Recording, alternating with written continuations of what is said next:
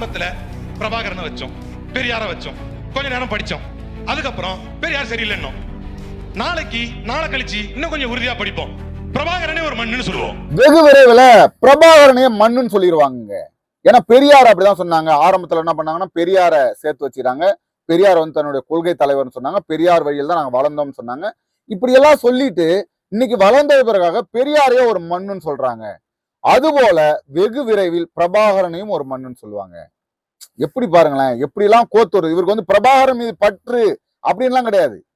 பிரபாகரன் ஈழத்துல இஸ்லாமியர்களை கொன்னாரு அப்படின்னு சொல்லி பிரபாகரனுக்கு எதிராக வதந்திகளை பரப்பக்கூடிய நபர்கள்ல இந்த நாய் ஒண்ணு. இப்போ எதற்காக வந்து இப்படி பேசுதுன்னா, நாம் தமிழர் கட்சியின் மீதும் நாம் தமிழர் கட்சியில் இருக்கிற தம்பிகளுக்கும் ஒரு முரண்பாடான ஒரு கருத்துக்களை பேசி அவர்களுக்குள்ள கருத்து முரண்பாடை ஏற்படுத்தணும் அப்படிங்கறதான். இப்போ நாங்க பெரியாரும் ஆரம்பத்துல எங்க அண்ணன் சீமான் அவர்கள் ஏற்றிருந்தார். ஆனால் தமிழ் தேசியவாதிகள் ஏற்கல.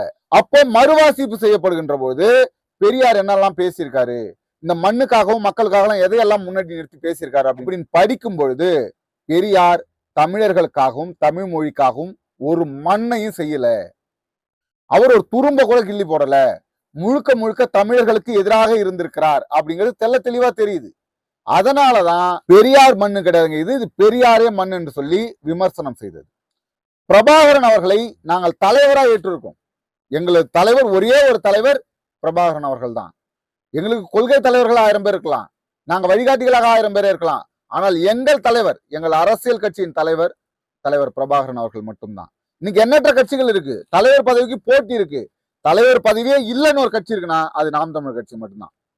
அந்த தலைவராக நாங்கள் ஒருவரை மட்டும்தான் நினைக்கிறோம், அது எங்கள் தலைவர் மேதகவே பிரபாகரன் அவர்கள்.